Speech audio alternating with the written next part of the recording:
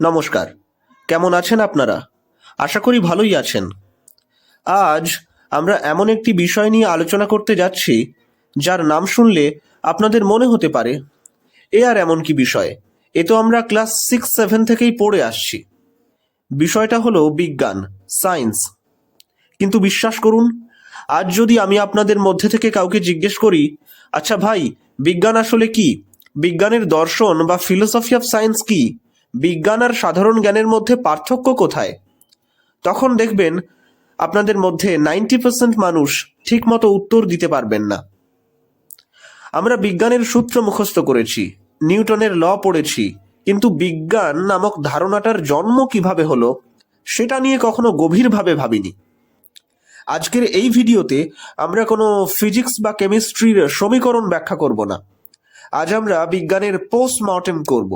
আমরা বুঝব বিজ্ঞান আসলে কোনো বিষয় নয়, বিজ্ঞান হলো দুনিয়াকে দেখার একটি নির্দিষ্ট চশমা, একটি বিশেষ দৃষ্টিভঙ্গি। একটু চোখ বন্ধ করে আজ থেকে 10-20 হাজার বছর আগের আদিম মানুষের কথা ভাবুন। জঙ্গলে একদল মানুষ বসে আছে। হঠাৎ আকাশে প্রচণ্ড শব্দে মেঘ ডাকলো আর বাজ পড়ল। একটি গাছে আগুন ধরে গেল। সেই আদিম মানুষগুলোর তখন মনের অবস্থা কি হবে? তারা তো আর জানতো না যে মেঘে মেঘে ঘর্ষণে স্থির তড়িৎ বা স্ট্যাটিক ইলেকট্রিসিটি তৈরি হয়।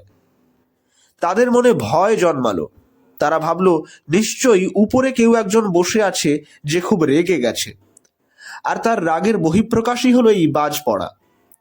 এই যে কোনো ঘটনাকে অতিপ্রাকৃত কোনো শক্তির সাথে জুড়ে দেওয়া, গ্রিক দর্শনে একে বলা হয় মিথস বা মিথ। মানুষ যখন কোনো কিছুর কারণ বুঝতে পারে না, তখন সে একটা গল্প তৈরি করে নেওয়ার চেষ্টা করে। কিন্তু মানুষের মস্তিষ্ক তো আর চুপ করে বসে থাকার পাত্র নয়। হাজার হাজার বছর ধরে কিছু মানুষের মনে প্রশ্ন জাগতে শুরু করলো। তারা বলল, কই, আজ তো কেউ কোনো পাপ করেনি, তাও তো বাজ পড়ল। তাহলে কি এর পেছনে অন্য কোনো কারণ আছে? এই যে কেন এবং কিভাবে, এই দুটো প্রশ্ন, এটাই হলো মানুষের চিন্তার সবচেয়ে বড় বিপ্লব। যখন মানুষ মিথস বা গল্প থেকে বেরিয়ে এসে কার্যকারণ বা কজ অ্যান্ড এফেক্ট খুঁজতে শুরু করলো, তখন জন্ম হলো লোগোস এর। লোগোস মানে হলো যুক্তি, লজিক বা রিজন। আর এই লোগোস এর যে চূড়ান্ত এবং সবচেয়ে শৃঙ্খলিত রূপ, তাকেই আজ আমরা বলি বিজ্ঞান।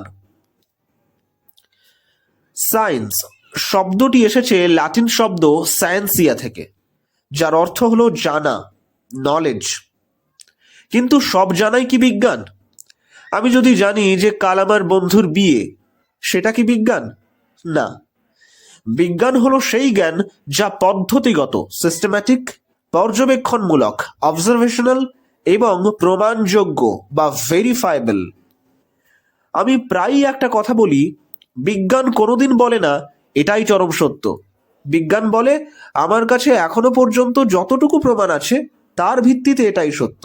কাল যদি নতুন প্রমাণ আসে, আমি আমার সত্য সংশোধন করে নেব। বিজ্ঞানের এই যে বিনয়, এই যে নিজের ভুল স্বীকার করে নেওয়ার ক্ষমতা, এটাই বিজ্ঞানকে প্রথাগত ধর্ম বা অন্ধবিশ্বাস থেকে আলাদা করে। প্রথাগত ধর্ম যেখানে বলে এটাই পরম সত্য, এর বাইরে কোনো প্রশ্ন করা যাবে না, বিজ্ঞান সেখানে বলে প্রশ্ন করো, আমাকে ভুল প্রমাণ করার চেষ্টা করো। তাহলে বিজ্ঞানের কাজ করার পদ্ধতি বা সায়েন্টিফিক মেথড আসলে কি? এটি মূলত 4টি স্তম্ভের ওপর দাঁড়িয়ে আছে। অবজারভেশন বা পর্যবেক্ষণ, আপেলকে গাছ থেকে নিচে পড়তে দেখা, এটি হলো অবজারভেশন।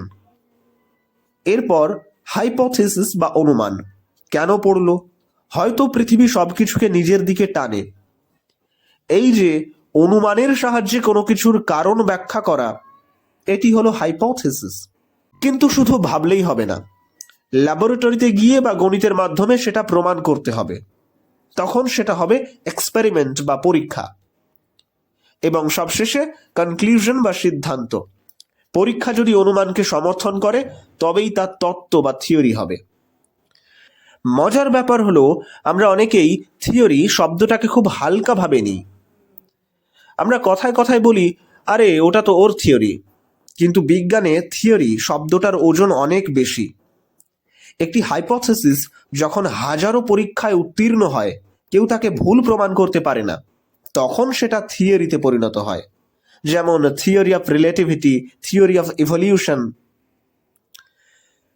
আজকের প্রথম পর্বে আমরা বুঝলাম বিজ্ঞানের জন্ম কিভাবে হলো, কিন্তু পরের পর্বে আমরা এমন একটা জায়গায় যাব যেখানে গিয়ে বড় বড় বিজ্ঞানীদেরও মাথা ঘুরে যায়।